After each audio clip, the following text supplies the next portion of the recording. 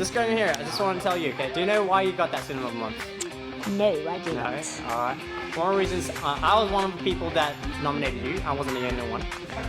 But the reason why is because you're always so confident. You're always the first one going, hey, can you tell me? Okay, I think I have an idea. And you always think things through. You're very good at that. Thank you. And then when you're in class, you try your hardest. You haven't started for a long time, have you? But you're always one of the people that really shine through. You're a white belt, you're shining like a black belt. Thank you. Okay? You're doing fantastic. I wanted to do a high five so I can do it harder. Okay, there we go. See? She hits hard. The roundhouse kicks where you have to do the sit and then spin around. Oh, speed, man. You want to show us? Okay, I'll try. And Who's your favourite instructor?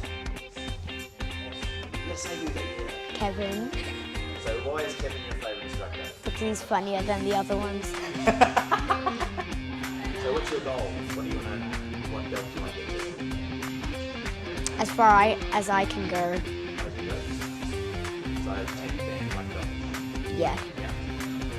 Yeah.